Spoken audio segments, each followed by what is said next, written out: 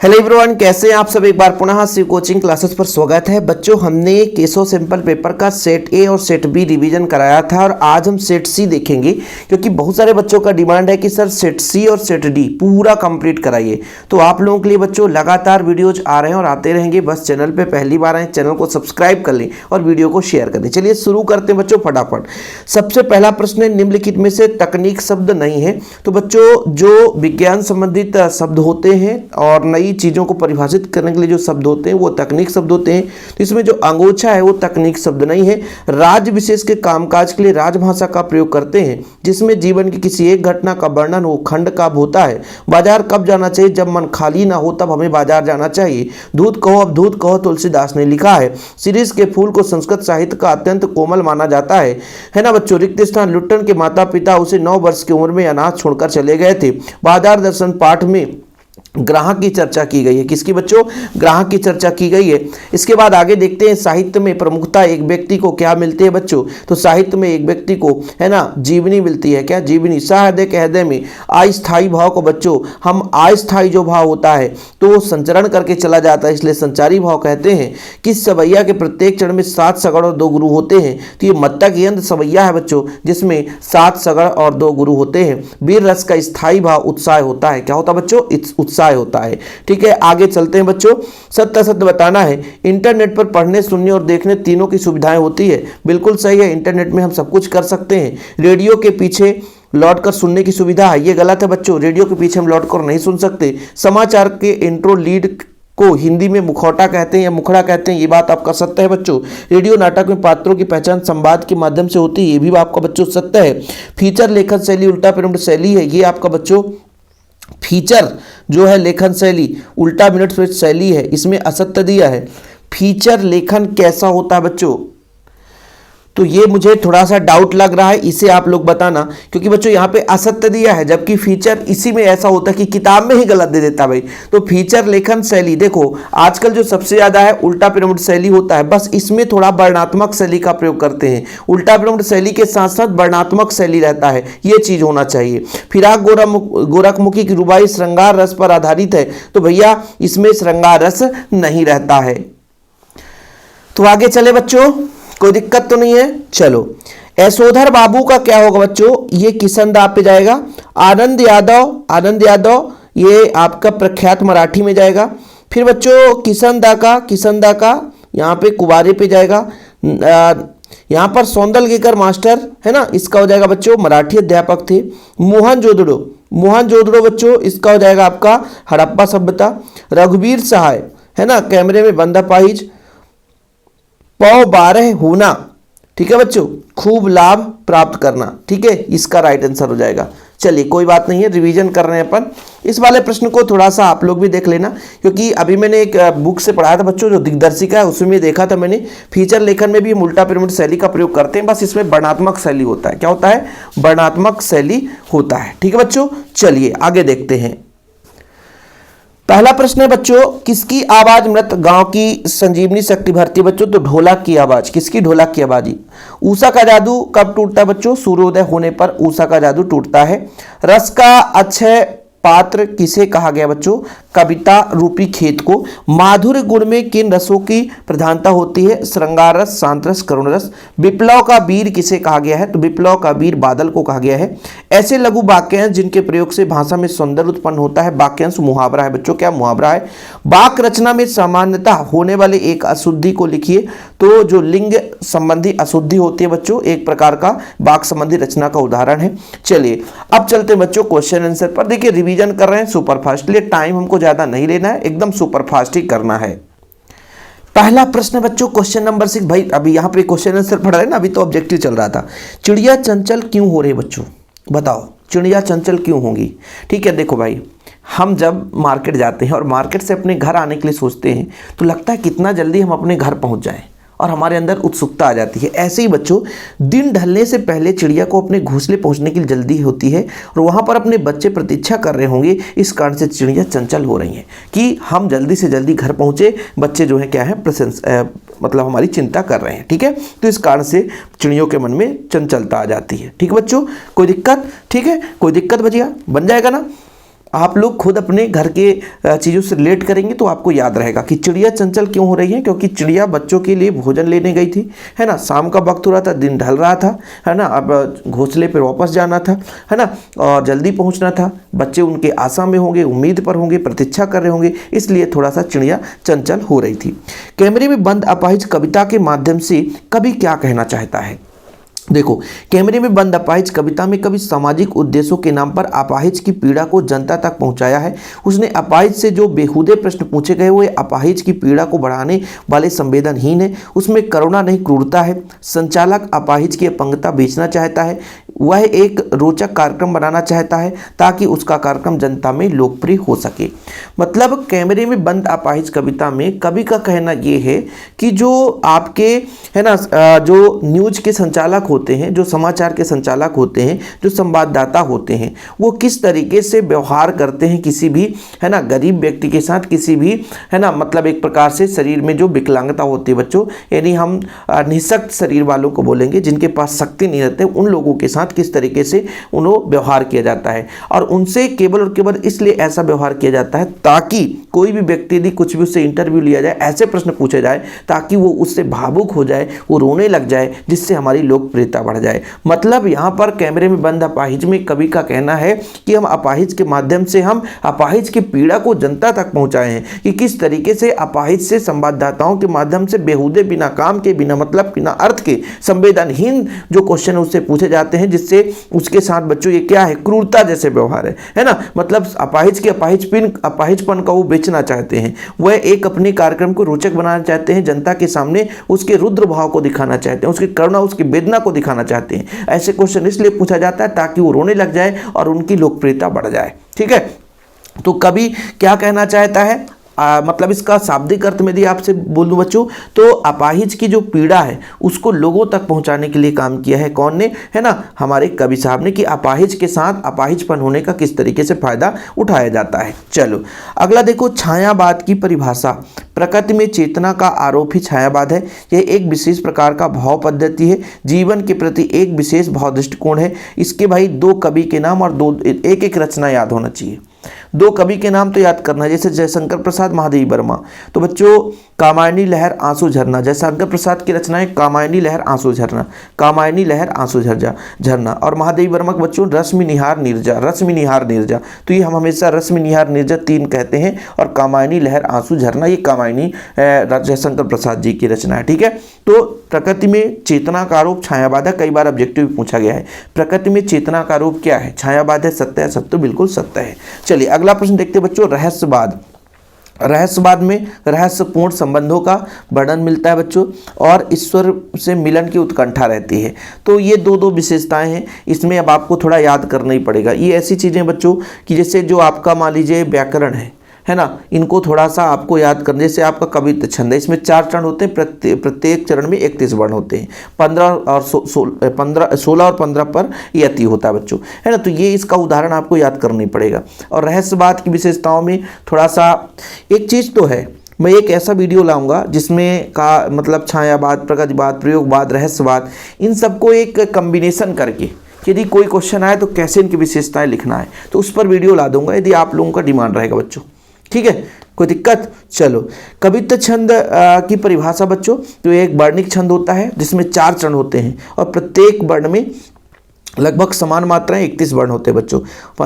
16 और 15 पर यति, 15-16 पहले आ जाता है मुंह में, क्योंकि 15 पहले आता है, इसलिए 16 और 15 वर्णों पर यति होता है।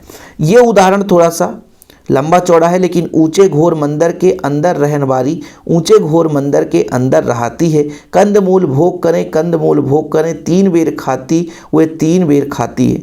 भूषण शिथिल अंग, भूषण शिथिल अंग, बिजन डुलाती ते वे बिजन डुलाती है। भूषण भनत शिव राम वीर, तेरे त्रास नगन जड़ाती ते वह नग जड़ाती है। ये भाई, अब देखो कवित्त छंद महत्वपूर्ण भी है यार, याद करना पड़ेगा, क्योंकि ये कई बार पूछा गया है, तो इसको आप भुला नहीं सकते हो। चलिए इसको याद कर लेना, जो उदाहरण आपको सरल लगे बच्चों अपने अकॉर्डिंग भी देख लेना। सभया छंद का उदाहरण दीजिए। सवैया छंद में बच्चों इसमें भी 4 चरण होते हैं और प्रत्येक चरण में 22 से लेकर 26 तक इसका बच्चों वर्ण हो सकता है। शेष महेश गणेश दिनेश सुरेश जान निरंतर ध्यावे जाहि अनादि अनंत अखंड अभेद अछेद अभेद सुभेद बतावे नारद के सुख व्यास रहे परे पचिहारे तव पुनि पार न बाबे ताहि अहीर के छोहरियाँ छछियाँ भरी छाछ पे नाच नचावे। भाई साहब ये जो छंद है मैंने आपको बताया था पहले भी, रस छंद है ना, अलंकार, यहाँ से क्वेश्चन पक्का देखने को मिलेगा। कुछ भटको चाहे ना भटको भाई, एक क्वेश्चन आपको मिलना ही मिलना है रस छंद अलंकार में से, और एक बच्चों मतलब 2 क्वेश्चन देखने को मिल जाता है। रस छंद अलंकार मिला करके आपको 2 क्वेश्चन 4 नंबर फिक्स हो जाता है, इसलिए आप लोग उसे जरूर तैयार कर लें। जैसे हास रस का उदाहरण बताओ, बंदर ने कहा बंदरिया से चलो नहाने गंगा, बच्चों को छोड़ दो घर में या छोड़ो घर में होने दो हुड़दंगा। ये आपका बच्चों क्या हो जाता है, हास रस हो जाता है। हास रस में क्या होता है, हंसी नामक स्थायी भाव का विभाव अनुभव और संचारी भाव से संयोग होता है। तो जब भी हम रस की परिभाषा बोलते हैं तो एक ही परिभाषा सहृदय के हृदय में, जैसे आप हास रस तो हंसी नामक स्थायी भाव का विभाव अनुभव और संचारी भाव संयोग होता है, वहां पर हास रस होता है बच्चों। सहृदय के हृदय में हंसी नामक स्थायी भाव का विभाव अनुभव और संचारी भाव संयोग होता है, वहां हास रस होता है। ठीक है बच्चों। इसे दौड़ धूप में क्या रखा, आराम करो आराम जिंदगी की कुंजी इसमें न तपेदिक होती है, आराम सुधा की एक मुद्दब तन का दुबलापन खोती है, आराम शब्द में राम छिपा जो भव बंधन को खोता है, आराम शब्द में ज्ञाता जो बिरला योगी होता है। अरे भाई इतना कठिन क्यों? बंदर ने कहा बंदरिया से चलो नहाने गंगा, बच्चों को छोड़ो घर में होनो दो हुड़दंगा। ठीक है। रुबाई छंद किसे कहते हैं? तो बच्चों यहाँ पर देखो रुबाई का ऑब्जेक्टिव क्वेश्चन पूछा जाता है। उर्दू और फारसी का एक छंद लेखन शैली रुबाई छंद है। इसके पहली, दूसरी और चौथी पंक्ति में तुक तथा तीसरी पंक्ति में स्वच्छंद होता है। आंगन में ठुनक रहा है जिद आया है, बालक तो हई चांद पर ललचाया है, दर्पण उसे देके कह रही माँ देख आईने में चांद उतर आया है। ये आपके सिलेबस का है ना, आप लोगों ने पढ़ा होगा। भक्तिन और महादेवी वर्मा के पारस्परिक संबंध को सेवक और स्वामी संबंध क्यों नहीं कहा जा सकता है, बताओ। ठीक है बच्चों, भक्तिन और महादेवी वर्मा में पारस्परिक संबंधों को सेवक और स्वामी संबंध नहीं कहा जा सकता, क्योंकि भक्तिन अपने आप को महादेवी वर्मा की संरक्षिका मानती थी, इसलिए वह उसे छोड़ने की सोच भी नहीं पाती। महादेवी वर्मा ने स्वयं व भक्तिन के मध्य सेवक स्वामी के संबंध को नकारा है, क्योंकि वह भक्तिन से असंतुष्ट होने पर भी उसे सेवा से नहीं हटा सकती और भक्तिन भी उसे छोड़कर नहीं जा सकती। अब देखो बच्चों, भक्तिन का मतलब ये था कि भक्तिन एक प्रकार से सेविका थी, अपने घर का काम काज करती थी, फिर आकर के महादेवी वर्मा जी की भी सेवा करती थी। ठीक है। और इतना लगाव हो गया था महादेवी वर्मा और भक्तिन के बीच में कि ऐसा लगता था जैसा कि हमारी बेटी है। क्यों? क्योंकि भक्तिन भी इतना परोपकारी थी कि अपने घर के काम काज करने के बाद आकर के उनका पूरा काम काज करती, उनको खाना देती, खाना बनाती थी बच्चों। तो एक प्रकार से यहाँ सेवक था, लेकिन जो महादेव सेविका थी, लेकिन जो महादेवी वर्मा है वो इस बात को पुष्टि नहीं करती, क्योंकि भाई उसके प्रति इतना प्रेम है, वो इस बात को नकारती है कि सेवक स्वामी का संबंध नहीं है, बल्कि एक बेटी के समान है और स्वयं वो मेरी बेटी के जैसे है ना, मेरी संरक्षिका की तरह कार्य करती है। समझ में आया कुछ कि भाई महादेवी वर्मा के बीच और भक्तिन के बीच इतना परस्पर संबंध है कि वह एक संरक्षिका की तरह मानती है कि मेरे सब कुछ, रहन सहन खान से लेकर सब कुछ जो मेरे सेवक सेविका है वो भक्तिन ही है, इसलिए उसे मैं कभी भी छोड़ नहीं सकती, मैं उसे सेवक स्वामी का संबंध नहीं मानती। ठीक है। वो मेरे इतना घनिष्ठ है, इतना संबंध एक बेटी जैसे है। ठीक है बच्चों, ये चीज़ है। ठीक, कोई दिक्कत? चलो, लेखक के मत से दास्ता का व्यापक परिभाषा बताओ। दास्ता केवल कानूनी पराधीनता को नहीं कहा जा सकता, बल्कि दास्ता की व्यापक परिभाषा है किसी व्यक्ति को अपना व्यवसाय चुनने की स्वतंत्रता न देना। इसका अर्थ उसे दास्ता को जकड़ कर रखता है। देखो बच्चों, कभी कभी गांव की पारंपरिक रीति रिवाज आप देखते हैं कि बड़े लोग जो पैसे पूंजीपति वाले होते हैं वो छोटे लोगों को काम करने के लिए है ना, ये जैसे कोई छोटा व्यक्ति कोई छोटा मोटा व्यवसाय शुरू करता है तो उसको पूछना पड़ता है कहीं वो अड़चन ना डाल दें। उनके 4 व्यक्ति हैं, कहीं हमसे मतलब दबाव ना डाल दें। तो ये एक प्रकार से दास्ता कहलाता है। कानूनी अपराध भी होता है कि भाई कानून का एक बंधन होता है कि भाई आप इसके आधार पर काम करोगे, इससे ज़्यादा आप, एक लिमिट है, एक सीमा है, इसके बाहर काम नहीं कर सकते। लेकिन गांव की भी एक पर सीमा होती है कि जैसे मान लीजिए आप, भाई आपके समाज के लोग इसमें यहाँ पर होटल नहीं खोल सकते, तो एक प्रकार से क्या हो गया, दास्ता का झगड़। तो दास्ता का परिभाषा का मतलब ये केवल नहीं है कि केवल और केवल पराधीनता कानून से है, बल्कि पराधीनता यानी दूसरे के गाँव में भी जैसे स्वतंत्रता नहीं रहती, यदि अपने आप को खुद का व्यवसाय चुनने का अधिकार नहीं है तो भी एक प्रकार का दास्ता है बच्चों। ठीक है, यानी दास्ता का मतलब किसी के दबाव में रहकर जीना, किसी के दबाव में रहकर कार्य करना, ये दास्ता का अर्थ होता है। हम बच्चों यदि स्वतंत्र हैं तब फिर वहाँ पे दास्ता नहीं है, लेकिन हम यदि अपना काम करना चाहते हैं और किसी के प्रेशर में है ना, किसी नेता, मंत्री, मिनिस्टर या किसी गाँव के बड़े व्यक्तियों के बीच में रह करके हम उस काम को नहीं कर सकते, हमें पूछना पड़ता है, तो फिर वो हमारा एक दास्ता जगड़ कर रखा हुआ, ये कहना है ना। हिंदी गद्य साहित्य को कितने विधाओं बांटा गया बच्चों, तो नाटक है, एकांकी, उपन्यास, ये सब है ना मुख्य विधाएं हैं। और गौड़ विधा बच्चों जीवनी, आत्मकथा, यात्रा वृतांत। देखो, मुख्य विधा नाटक, एकांकी, उपन्यास, कहानी, निबंध, आलोचना। और गौड़ विधाएं बच्चों जीवनी, आत्मकथा, यात्रा वृतांत, संस्मरण, रेखाचित्र, गद्य काव्य, रिपोर्टाज, डायरी, भेंट भरता, पत्र साहित्य। ये उतना महत्वपूर्ण नहीं है, ऐसा क्वेश्चन नहीं पूछा गया है, लेकिन बच्चों ये क्वेश्चन कई बार पूछा गया है। आचार्य रामचंद्र शुक्ल के अनुसार निबंध की परिभाषा देते हुए, आचार्य रामचंद्र शुक्ल के अनुसार निबंध की परिभाषा, तो आचार्य रामचंद्र शुक्ल के अनुसार गद्य कविता या लेखक की कसौटी है, निबंध गद्य की। देखो भाई, अब ये क्वेश्चन कई बार पूछा है, ऐसा क्यों कहा जाता है कि गद्य कवियों या लेखकों की कसौटी है, तो निबंध गद्य की कसौटी है।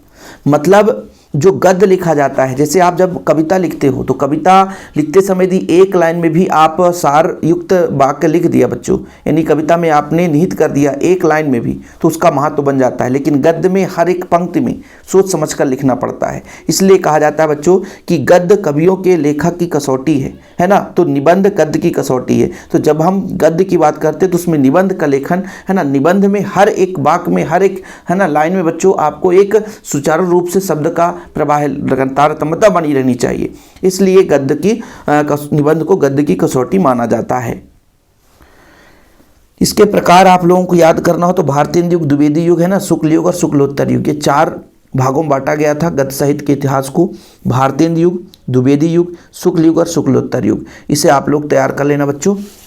चलिए, तकनीक शब्द तो आपसे बनता ही है। तकनीक शब्द किसे कहते हैं, जो किसी निर्मित अथवा खोजी गई वस्तु के लिए प्रयोग किया जाता है, विज्ञान संबंधित किसी क्षेत्र विशेष शब्दों के लिए प्रयोग करते हैं बच्चों, उसे तकनीक शब्द कहते हैं। जैसे आपका हो गया नाभिक हो गया, गुरुत्वाकर्षण हो गया है ना, आवृत्ति हो गया, कोशिका हो गया, वेग हो गया, त्वरण हो गया, चाल हो गया, ये सब जो विज्ञान के क्षेत्र में प्रयोग करते हैं बच्चों, उसे हम तकनीक शब्द के नाम से जानते हैं। क्या बोलते हैं बच्चों, तकनीक शब्द के नाम से जानते हैं। शब्द युग्म किसे कहते हैं, दो पर्याय के मेल को है ना, जो देखो बच्चों, दो शब्द जो एक दूसरे से जुड़े रहते हैं है ना, चाहे वो विपरीतक हो सकते हैं या समानार्थी हो सकते हैं। दो पर्याय के मेल में दो या दो से विपरीतार्थों को मेल या दो सार्थक निरर्थक के शब्दों के मेल से जो नए शब्दों का निर्माण होता है उसे हम बोलते हैं बच्चों शब्द युग्म। क्या बोलते हैं, शब्द युग्म। सार्थक भी हो सकता है, निरर्थक भी हो सकता है। जैसे दो सार्थक शब्द मिल गए, जैसे जल जल है ना, लेकिन जल वल ये भी शब्द युग्म है, जल वल।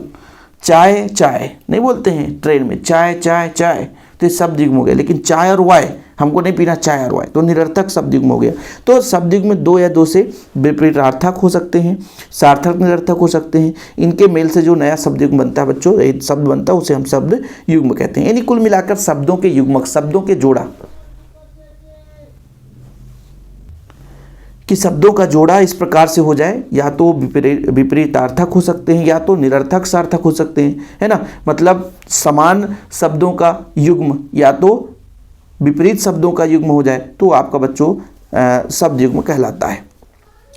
वाक्य किसे कहते हैं बच्चों, शब्दों के अर्थपूर्ण समूह को वाक्य कहते हैं। रचना के आधार पर 3 प्रकार होता है, साधारण वाक्य, संयुक्त वाक्य और मिश्रित वाक्य है ना बच्चों। अर्थ के आधार पर वाक्य 8 प्रकार के होते हैं, विधानवाचक, निषेधवाचक, प्रश्नवाचक, उपदेशात्मक, आज्ञावाचक है ना, प्रार्थनावाचक, विस्मयादिबोधक, संदेह सूचक। तो ये इससे ऑब्जेक्टिव क्वेश्चन पूछा जाता है, इसके प्रकार कभी कभार पूछा गया है बच्चों। स्वयं कविता लिख लेने का आत्मविश्वास लेखक आनंद यादव के मन में कैसे पैदा हो गया। लेखक की पाठशाला में मराठी भाषा के अध्यापक सौंदलगेकर कविता के अच्छे और मर्मज्ञ थे। मतलब पढ़ाने में बहुत ही अच्छे कवि थे, है ना। वो एक कक्षा में अपनी रची हुई कविता का सस्वर कविता पाठ करते थे। लेखक इनको देखकर बहुत प्रभावित हुआ और उसके मन में स्वयं कविता रच लेने के लिए आत्मविश्वास पैदा हुआ। अब आपको याद नहीं रहेगा तो कैसे लिखोगे, देखो। जो लेखक है विद्यालय जाता था, हमेशा पढ़ाई करता था और उसका पढ़ाई करने में मन लगता था, लगन लगता था। जो उसके मास्टर सौंदलगेकर मास्टर साहब थे, वो बिल्कुल बहुत ही अच्छे ढंग से कविता पढ़ाते थे, है ना। यानी जो सौंदलगेकर मास्टर हैं वो मराठी भाषा के थे, लेकिन अपने कविता को इतना सस्वर, है ना, और बढ़िया अच्छे तरीके से बच्चों के बीच में प्रस्तुत करते थे, जिससे सभी बच्चे प्रभावित होते। उसमें लेखक भी उनके कविताओं को देखकर, उनसे सुन करके, उनसे प्रभावित होकर के मन में ये आत्मविश्वास पैदा कर लिया कि हम भी कविता रच सकते हैं, हम भी कविता लिख सकते हैं। समझ में आया बच्चों कि कविता लिखने की जो कला है वो किससे सीखने को मिला? सौंदलगेकर मास्टर साहब, ये मराठी भाषा के कवि थे, बहुत अच्छे ढंग से कविता पढ़ाते थे और इस तरीके से अपनी रची हुई कविताओं को प्रस्तुत करते थे कि बच्चे बिल्कुल भाव विभोर हो जाते थे। उसमें लेखक जो है वो स्वयं उनके कविताओं से प्रेरणा ली, उनसे प्रेरणा ली और स्वयं में आत्मविश्वास रच लिया कि हम भी कविता का लेख लिख सकते हैं। किन आधार पर कहा जा सकता है कि सिंधु सभ्यता में राजतंत्र नहीं था? देखो, राजतंत्र का मतलब ये होता है कि भाई मतलब जैसे आप लोग किसी राजा का तंत्र चलेगा तो वहाँ हथियार होंगे, है ना, और उनके आधारित औजार मिलेगा, उससे संबंधित कुछ तथ्य मिलेगा कि एक राजा का घर है, बाकी किनारे किनारे, है ना, छोटे छोटे घर हैं, एक बड़ा सा किला है। तो इस तरीके में राजतंत्र का पता चलता है कि यदि राजा है तो राजा का महल अलग होगा, रानी का महल अलग होगा, उससे संबंधित कुछ औजार मिले होंगे। तो यदि इन चीज़ों को हम ना प्राप्त हो जहाँ से, तो उसे हम बोल देंगे राजतंत्र नहीं था। ठीक है, तो देखो बच्चों, मोहनजोदड़ो में सिंधु सभ्यता की जो अवशेष प्राप्त हुई उसमें ज्ञात होता है कि एक शिष्ट व विकसित सभ्यता थी। इसमें औजार तो मिले पर हथियार नहीं थे, औजार थे पर हथियार नहीं थे। ठीक है, इन आधारों पर विद्वान मानते हैं कि सभ्यता समझ में अनुशासित सभ्यता थी, ना कि राजशक्ति की ताकत। यानी वहाँ पर जो है अनुशासित थे, लोग एक दूसरे को समझते थे, है ना, बिल्कुल अनुशासन युक्त सरकार चलती रही होगी, अनुशासन युक्त पूरा सभ्य समाज था, वहाँ पर राजतंत्र नहीं था। समाचार लेखन के 6 ककार बताओ। क्या, कौन, कहाँ, कब, क्यों, कैसे, ये 6 ककार हैं। ये तो मैं कई बार रिपीट करा चुका हूँ, कई बार, एक बार नहीं कई बार बच्चों। ठीक है, कई बार कराया हूँ, आप लोगों को भटकने की जरूरत नहीं है। ठीक है, फीचर लेखन क्या है? फीचर एक सुव्यवस्थित, सृजनात्मक और आत्मशिष्ट लेखन है। फीचर पाठकों की सूचना देता है, शिक्षित करता है कि मनोरंजन भी करता है। फीचर समाचार की तरह पाठकों को तात्कालिक घटनाक्रम से अवगत नहीं कराता। अब देखो बच्चों, फीचर का मतलब होता है वर्णनात्मक शैली में लिखना। ठीक है, पहली बात आप ये नोट कर लो, फीचर आ गया मतलब वर्णनात्मक शैली में लिखा जाता है। तो फीचर वर्णनात्मक शैली में लेखन है और ये फीचर जो है बच्चों एक मतलब ऐसे तथ्यों पर लिखता है जिसकी तुरंत तात्कालिक घटना को अवगत ना कराना हो, क्योंकि इसमें वर्णन करना है और एक लंबे समय में भी ये मतलब प्रदान की जा सकती है। तो जो फीचर लेखन होता है इसमें सुव्यवस्थित हम, है ना, वर्णनात्मक शैली का प्रयोग करते हुए एकदम सृजनात्मक रूप से इसका लेखन करते हैं। ठीक है, फीचर पाठकों को सूचना देता है, शिक्षित करता, मनोरंजन भी देता है। मतलब जो कुछ घटनाएं हुई हो हमारे देश में, समाज में, उसका भी सूचना देता है। शिक्षित करता है मतलब पढ़ाने के लिए भी हम फीचर शब्द का प्रयोग करते हैं, मनोरंजन के लिए भी। यानी फीचर भी एक लेखन की शैली है जिसमें वर्णनात्मक रहती है बस। ठीक है बच्चों, तो कभी कभी मैं बताया कि इसको मैं दिग्दर्शिका में देखा था, तो इसमें उल्टा पिरामिड शैली जो क्वेश्चन था ना फीचर का, यहाँ पे क्वेश्चन है फीचर लेखन शैली उल्टा पिरामिड शैली का प्रयोग होता है। इसमें लिखा है असत्य, जबकि इसमें सत्य होना चाहिए। उल्टा पिरामिड शैली होती है, साथ में बच्चों जो फीचर लेखन है उसमें वर्णनात्मक शैली का प्रयोग होता है। और एकदम जो देखो, फीचर लेखन मतलब किसी विषय पर ही लिखना ही फीचर लेखन कहलाता है। बस उसमें थोड़ा सुव्यवस्थित होना चाहिए, है ना, सृजनात्मक होना चाहिए, आत्मनिष्ठ मतलब स्वयं का एकदम निष्ठा होना चाहिए उस पर। वर्णनात्मक शैली में लिखा जाता है लोगों को सूचित करने के लिए, ज्ञान देने के लिए और शिक्षा के विकास के लिए, मनोरंजन के लिए। इन सभी क्षेत्रों के लिए फीचर लेखन जरूरी होता है। ठीक है बच्चों, तो ये आप लोग तैयार कर लेना।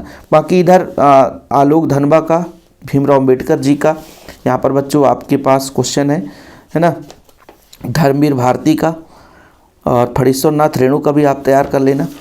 ठीक, संदर्भ प्रसंग व्याख्या आप लोग वैसे भी पढ़ चुके होंगे। और बच्चों इसमें से आप लोग इसे पढ़ लेना, कंप्यूटर के बारे में। कंप्यूटर के बारे में काफ़ी महत्वपूर्ण रहता है, कंप्यूटर क्वेश्चन पूछा जाता है। बाकी आपकी डिमांड के अब सेट डी है ना, इसको भी ख़त्म करेंगे। सेट डी अगले लेक्चर में लेकर आएंगे तो थोड़ा रिवीजन हो जाएगा आपका, और कुछ कुछ चीज़ें तो याद हो ही जाती होगी यार, है ना। जो बच्चे कुछ भी नहीं पढ़े हैं उनके लिए काफ़ी हेल्पफुल होता है। बाकी लगातार आप लोगों के लिए वीडियो चाहते रहेंगे, है ना। चैनल पे पहली बार आए, चैनल को सब्सक्राइब कर लेना बच्चों। जय हिंद, वंदे मातरम।